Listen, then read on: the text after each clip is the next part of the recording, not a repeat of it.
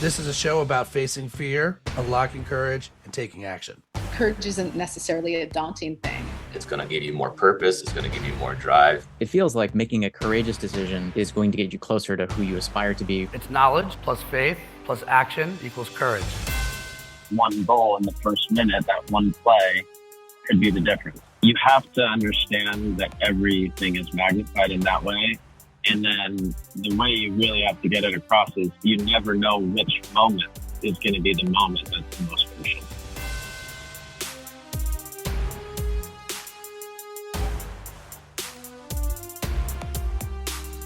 We are now just days away from the 2022 FIFA World Cup, and productivity all across the world is going to screech to a halt when the first match kicks off this Sunday, November 20th, between Qatar, or Qatar, depending on where you are in the world, and Ecuador. And if you're an American and you're into American football versus what the world calls football, the actual football, to put this into context, our last NFL Super Bowl, Super Bowl 56, between the Rams and the Bengals, there were 208 million people who stopped what they were doing to watch.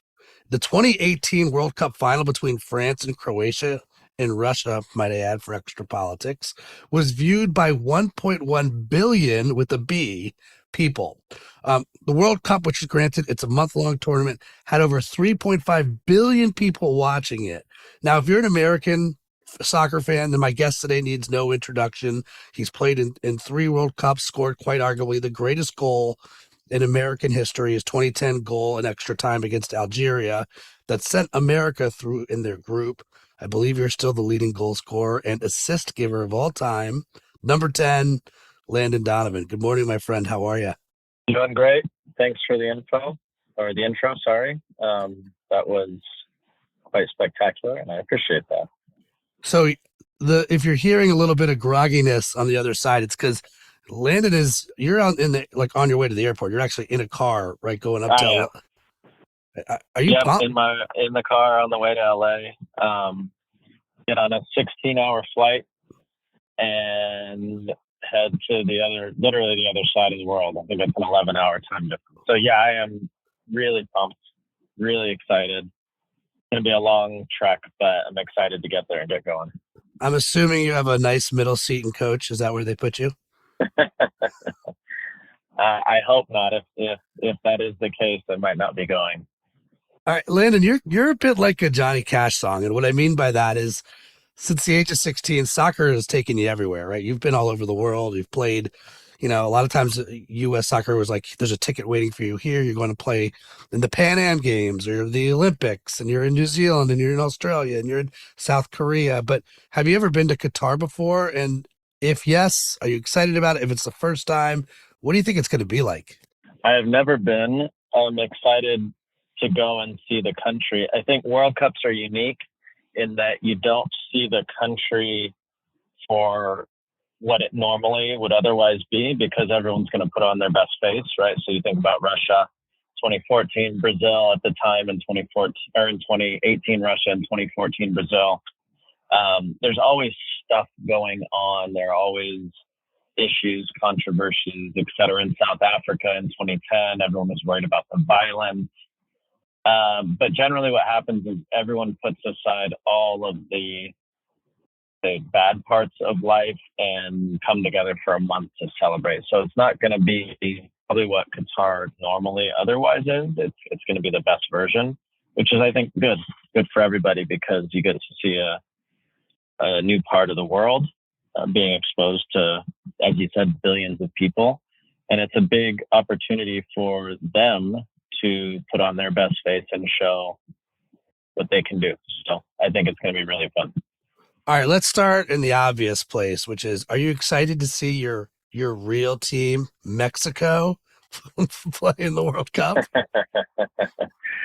I will get to see Mexico at some point, because I believe we have a Mexico game, but no, my excitement and nerves are surrounded around how we're going to do, how the U.S. is going to do. And I have a cautious optimism that we're going to do well. But you just don't know. It's a young team that hasn't exactly stormed into the tournament firing on all cylinders. So I hope that in due preparation training, iron out some issues and be ready to go. All right, just for people that are not huge American fans, except for when the World Cup comes around, let's at least explain this Mexico knock. So, back in 2018, and we'll knock this out really, really fast. U.S. is not in the World Cup. You do this Wells Fargo partnership. Why don't you take it from here? Like, how did it come up, and where did Sure. where did people take this the wrong way, I guess? Well, people always take things the wrong way, as you know, Ryan. It preceded 2018. For years, I've been a partner of Wells Fargo, and they've been really good partners to me. And before the World Cup, the U.S. were not participating, so we were trying to come up with creative ways to get an American audience to still pay attention and watch and support the game, which matters to all of us. The sport matters to all of us. I grew up in Southern California. I grew up an hour or so from the border. And if you live in Southern California, you know the influence that Mexico and Mexicans have on us. And I am not shy about saying that I also want them to do well.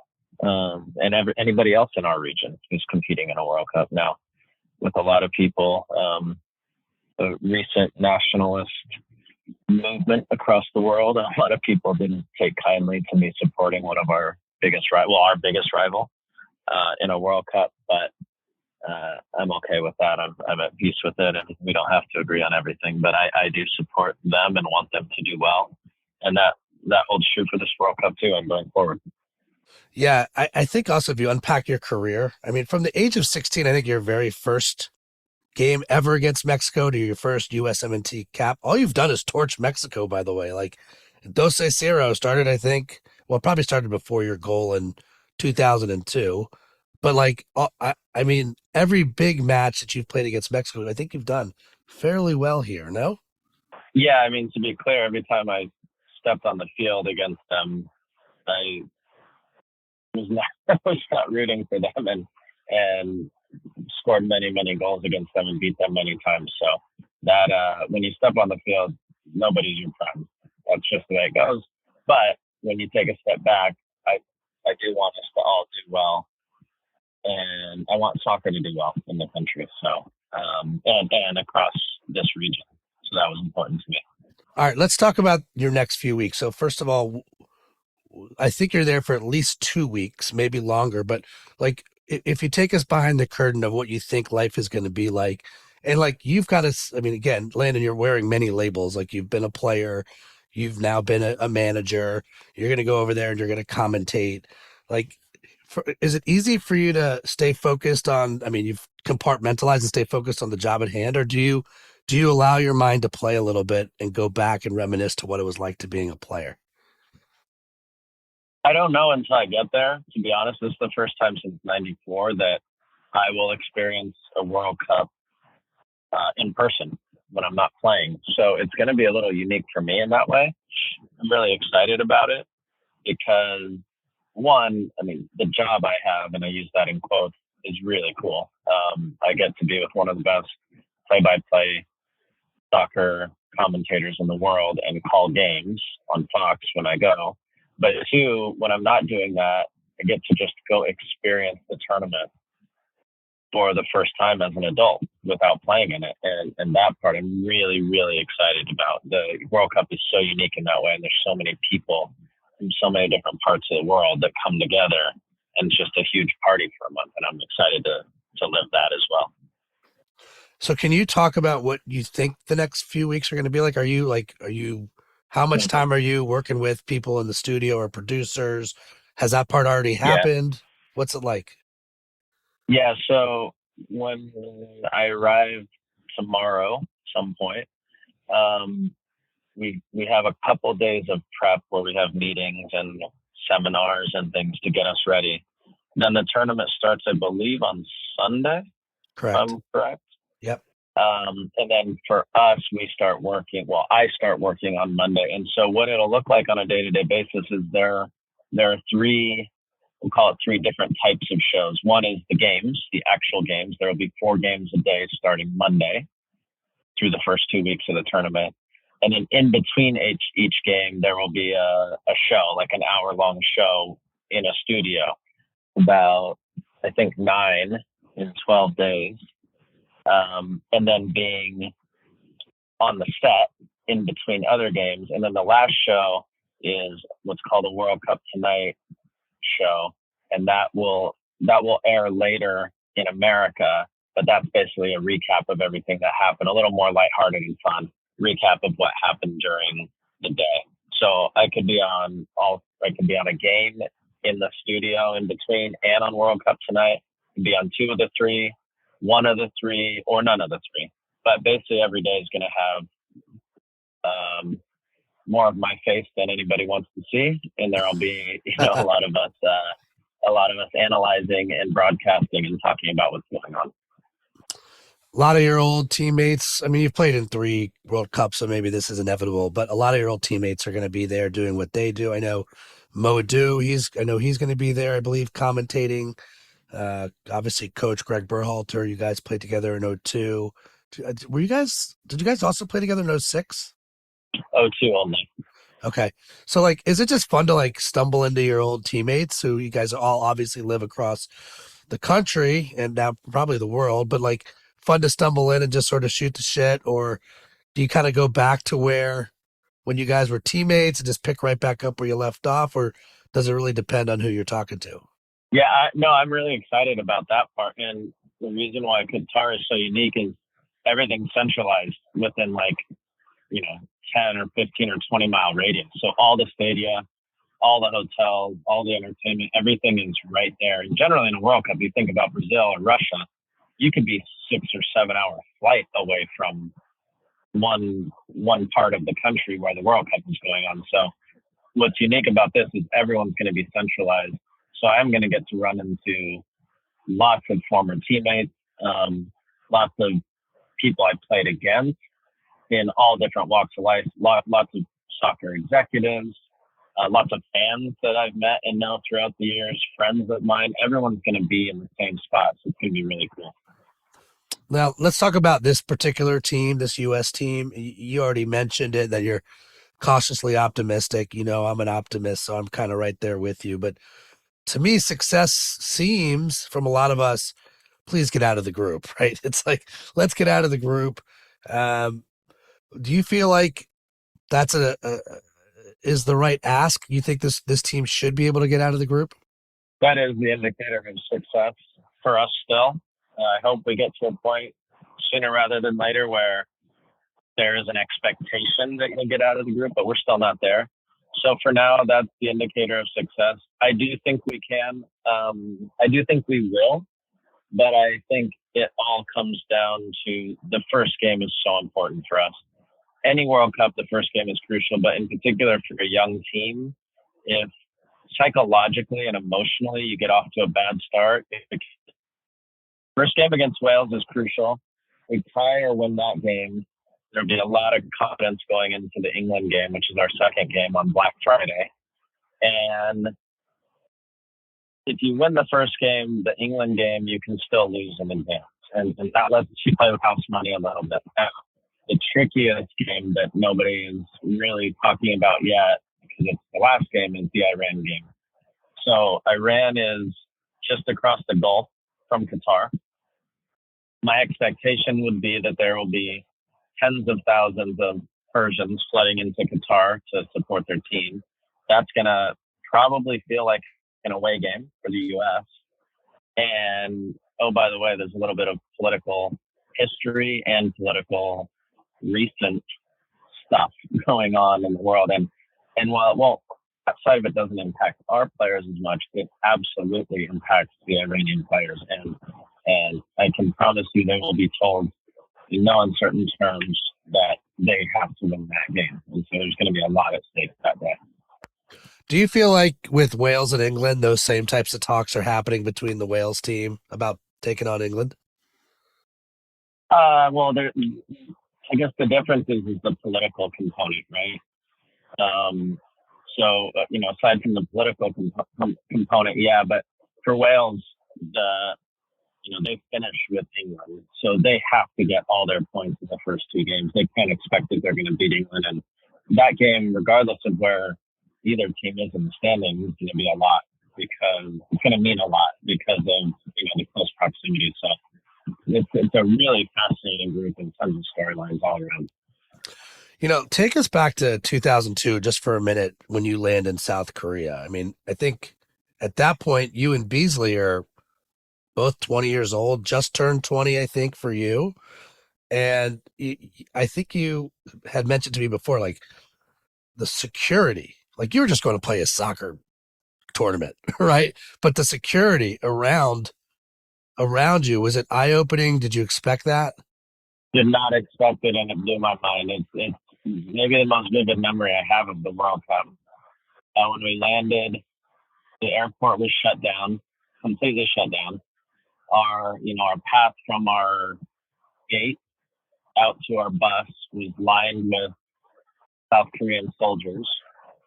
And then when we got onto the bus, we had an armored tank in front of us, an armored tank behind us, and a helicopter following us everywhere we went for the next 3 weeks. And if you remember, the reason why is because that was shortly after 9/11. And so, and then the proximity to the North Korean border, there was just a lot going on, and it was really intense. So yeah, we've got a super young team, right? Like you said, Gio I think he's the same age as you. He's 20. Yunus Musa will, I believe, turn 20 in the next 10 days or so. Again, you and Beasley, same ages. Like, do you think these kids have any idea the political component of this? Is it impossible for them not to think about that? I'm guessing it's individual based. I wasn't following the news or watching, CNN or Fox News when I was 20 to see what was going on in the world. So I didn't have the greatest idea of what it was going to look like or be. I guess it depends on the individual, but their hope is that they can go and just focus on the soccer. But the reality of a World Cup is they're going to be asked tons of questions in the media that they're going to have to be prepared to deal with that have nothing to do with soccer as part of it. And then, depending on how the tournament goes or what happens in Iran over the next 2 or 3 weeks in their country with the protests, etc., you have to be expecting that something off the wall could come about, and you got to be as prepared as possible. There's no way to be prepared, but as a coaching staff, PR people, everybody needs to be aware that something can happen at any moment, and you got to be aware of it. Are you going to get a chance to meet the players when you're over there? The U.S. players? Yes. I don't know. I think their base is located like on a small island off, just off the mainland in the Gulf. So my guess is they'll be pretty secluded.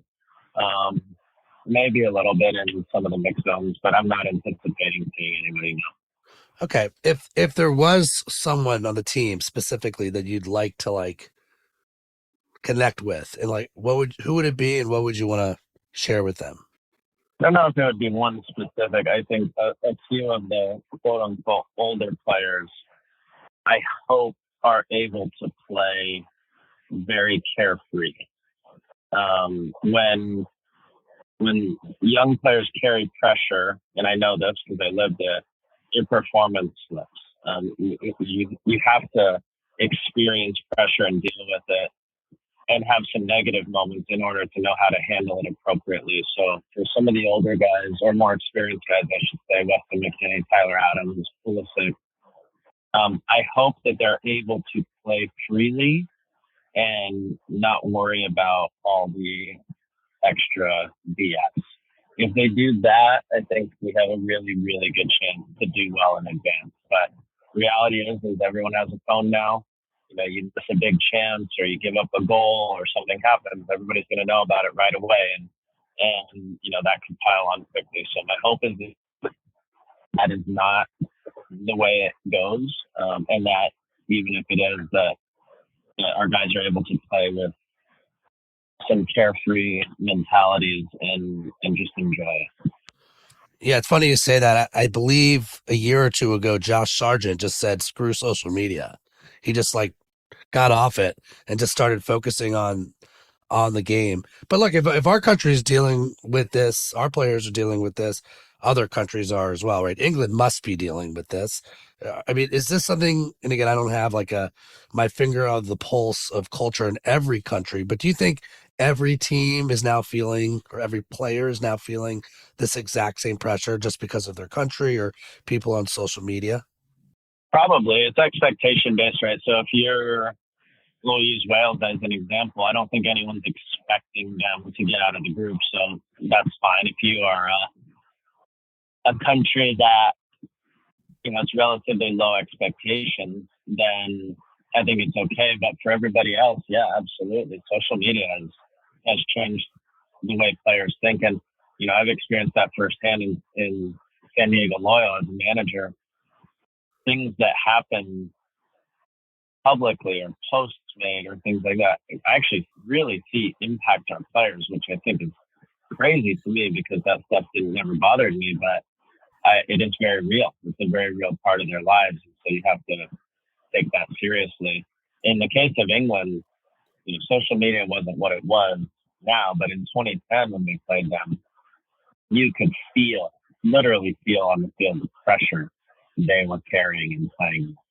And having played in England, the media can be unrelenting, and it's challenging. It's really challenging for them, and there's no question that that's a piece of what they're dealing with at a World Cup. So in 2010, when you score the goal against Algeria to send the U.S. through, which is not a small moment. By the way, might also have been the last time America was truly united. I mean, we're not even to talk about politics, but there's this epic video of going around of like all the different bars across America, watching their reactions when you score the goal. Red states, blue state. We were just states back then. I don't think it was as polarizing or as crazy. I'm sure we were red and blues, but I actually felt like in that moment we were all in it and we were all united. But you had mentioned that I think it was Michael Cameraman who runs communications for the US team. It wasn't until the next morning after the game that someone showed you this video. Can you walk through that story real fast? Yeah. So when you're halfway across the world at that time, it was hard to stay connected with what was going on in the States. So nobody knew how people were reacting back in the States. But the next morning I was walking to breakfast and someone from the PR team pulled me into the communications center where they did everything and said, you got to check this out. And a fan had made a video, a compilation of all the reactions of people throughout the country and experiencing and celebrating that goal. And it's really powerful to watch. And it was pretty amazing for us to see because we just had no idea the impact we were having back home. And the inspiration we were providing was pretty special. And to your point, it was red states, blue states.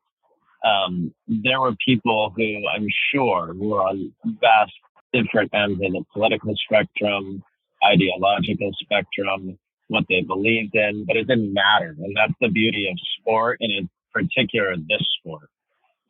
Because it's a global game, race becomes less important, gender becomes less important, your beliefs become less important. Everybody's united by this common love for the sport. And that's one of the reasons why I love this game so much. I believe after that Algeria game, you also had a special guest who joined you in the locker room. Yeah, we had a few, but the highest profile was Bill Clinton was in the locker room after the game, and that kind of told us too how special it was. I mean, when former heads of state and former presidents were in the stadium watching the game and then coming down to have a beer and celebrate with us after, it was pretty special. I mean, just to put this into historical context, because, in 2010, you're just trying to do your job, right? You're trying to help your team win. I don't even know if it felt like a job once you're on the field or not, but these kids that are about to take the field, they're trying to do what they can to win, and it happens to also be their job. But to put this in perspective, Landon, that for me, what you've done for America, it's more than just helping put U.S. soccer on the map, at least in this country, but it's more cultural. I did a little bit of research on the name Landon, and it's as Landon as a name, as a popular baby name. So in 2001, before you show up really on the circuit, before the 2002 goal against Mexico in the World Cup, Landon is the 194th most popular baby name for boys. In 2002, after you score in the quarterfinals against Mexico, 2-0 win, the name pops to 142. In 2003, Landon as a name goes to 80. In 2006, the name goes in the top 32. When you score the goal against Algeria, the name pops inside the top 20 for most popular baby boy names. And then you can sort of, it's crazy. And you can see it as you watch the name. In 2014, it goes to 33. In 2018, it goes to 50. In 2020, it's the 67th most popular name. So I want to just by, I think what you've done, it's amazing to watch the cultural impact you've had on people here. I could speak for my family and how my family feels about you being here in San Diego, being a San Diegan, and seeing you coach and manage our team here at the San Diego Loyal, and how my kids respond to that. I just want to say thanks, man, for all you've done for not just U.S. soccer and San Diego soccer, but for the country. I appreciate that, and that's pretty cool to hear that. As you said, I truly viewed it as, I don't know if job is the right word, but a responsibility. As I got into my later 20s, I understood clearly that we had a responsibility and an obligation to help the sport grow. And there were a few reasons for that. One, I did become aware as I got older that people were paying hard-earned money to come watch us. So that was one. I mean, if you spent the money to fly to South Africa and stay there for a week or two, the least we could do is our best performance, right? Forget about the whole representing your country thing. I mean, just for those individuals. And then two, for the players who came before us, who gave us a platform to play at that level, to make lots of money, to have people actually care about the game. A lot of those guys literally played for per diem, 10 or 20 bucks a day per diem, and they're playing for the national team, and nobody knew who they were. They could barely scrape by a living. They were, coaching kids on the side. So I just always felt a responsibility to play the right way and to try to lift the sport in every way possible. So that was really how it felt for me. So now that you look at the game through the lens of as manager, not that Berhalter is looking for advice from you. I'm sure he's going to want to do it his way. But if you had a chance to sit with him and he's like, all right, Landon, what do you see? What am I missing? What feedback or advice would you give him on how to attack these next 3 games? Well, he's played in the World Cup. 2, he's been coaching a lot longer than I have, so he's got it figured out. My advice to anybody going into a World Cup for the first time in a new role, whether you're a player for the first time, coach for the first time, what always stood out to me about World Cups was that every play is magnified. And what I mean by that is if you play a 30-game season with your club team, with the LA Galaxy, or a 32-game or 34-game season, and you have a couple bad games in a row, you have time to get back on track, make the playoffs, etc.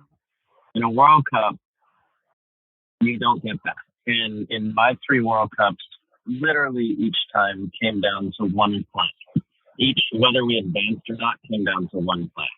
And sometimes it wasn't even a play that we made. It was waiting for another game and a result of another game. So the reality is every play is magnified. If we open the tournament on Monday and we score in the first minute, and the rest of the game is kind of bland, boring, whatever, but we win 1-0.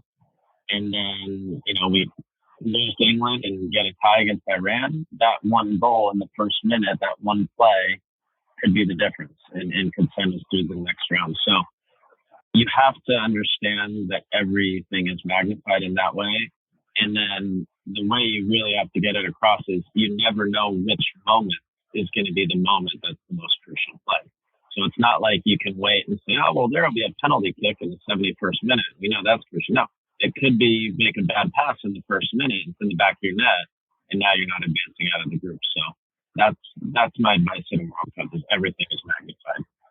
Well, how hard is that to stay playing free and loose when there's the potential for a very heavy minute? Yeah, it's a good point.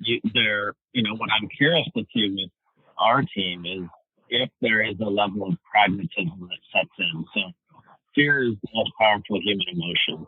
And what I see all the time with sports is during the season, when it's the middle of the season and it's okay if you lose a game, there's not a lot of fear. People play a certain way. But then when you get to the end, the postseason, the playoffs, everybody tightens up and nobody takes chances anymore because the fear of failure sets in. And so that's what I love about our U.S. team is that we've been bold and brave, and even when it's cost us some goals, I like that Greg instills in them to keep going and keep playing and keep trying. But the question is, when you get to a tournament where one play could be the difference, how much pragmatism is there? Either explicitly fed, or the players get in that position and say, you know what, I got to be careful here and just put it up the field. That'd be interesting to see. How much have you studied? Listen, let's talk about outside the U.S. for a second. Like, how much have you studied the field? Like, is there a, from a surprise standpoint, is there a team you feel keep an eye out for this team? And then on the same topic, is there a surprise, like a disappointing surprise? Like, hey, I don't sense that this team that usually does well has their act together right now. Can you share what you're seeing or what we should look for? So I can't say which team this will be or won't be, but I can tell you that what I believe the types of teams that are going to do well and not do well. So this World Cup is very unique in that literally yesterday, most teams and players were together for the first time. So if you think about that, the tournament starts in a week. Less than a week. It starts in 5 days for some teams. So what that means is there's no time for preparation. Whatever you are at this point. And generally in a World Cup, you get 3 or 4 weeks together as a team to practice, train, prepare, play exhibition games, and you get to figure out what teams look like heading into that time. We don't have that this time. So I think the teams that actually will benefit the most are the teams, one, that play later in the tournament because they'll have more time to prepare. They'll have, 12 or 13 days versus 5 or 6 in some cases. They can also then play an exhibition that teams are playing. The U.S. doesn't have that luxury, nor does anyone in their group. And then the other teams that I think will be successful are the teams that have the ability to have gotten their players together. So the U.S. team played a couple friendlies maybe a month and a half ago, maybe 2 months ago. But those guys literally haven't seen each other since then. They're going to have 3 or 4 training sessions, and then they'll be playing their first game. In the case of teams like Iran, Saudi Arabia, Qatar, maybe a few other teams where most of their players play in their domestic leagues, they will have had the chance during the week. If 90% of the Iranian players play in Iran, they can play their club game on Saturday, but then they could go in for 2 or 3 or 4 days during the week and get together as a national team and be together and prepare, and then go back and play with their club teams on the weekend. Qatar, majority of their players play in Qatar. I can promise you they've been preparing together for a long time, whereas their first match is against Ecuador. their players have been playing all over the country or all over the world with their club teams. And the first time they will have been together in months will be yesterday. So I think those types of teams will have an advantage. And then the teams that will have a disadvantage are obviously the opposite side of that coin, but also European teams and players that are used to playing in cold weather. The heat is going to have a huge impact. There's no question about that. And it's not that it'll have an impact necessarily in one game, but training and playing in that level of heat over the course of a week or 2 weeks is going to have an impact on players who are not used to it. So, if you read between the lines on that, in many cases, you can make a case that, U.S. is playing basically on the first full day of the tournament. A lot of the players are in Europe. I guess if there's any good news, Wales players are the same thing, right? They're in cold weather. Correct. Right. But by the time we get to day 10, when we see Iran, who've been together for weeks or can get together for weeks, at least hopefully we're meshing at just the right time to take that team on. Is that what you're seeing? Yeah, and that's assuming obviously you get something out of the first two games, right? So what we want is we want that third game to be meaningful for us.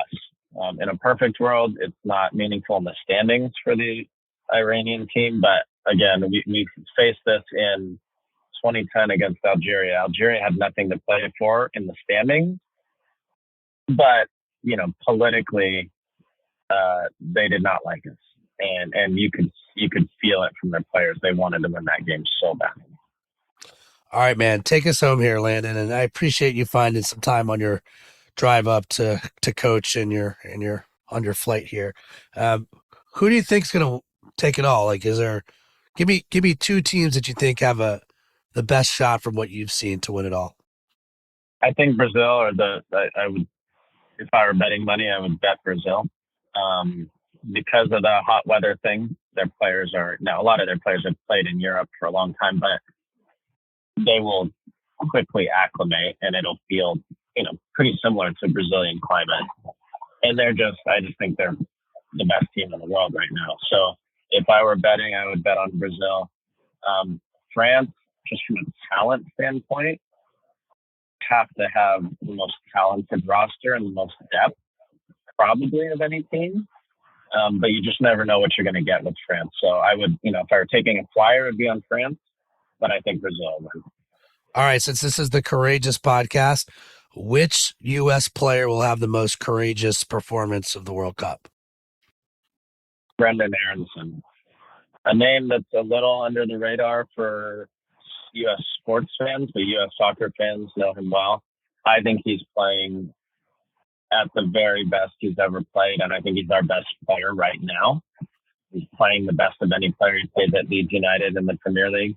The other one is if Weston McKennie is fit and stays healthy, he can literally be one of the best players in the tournament.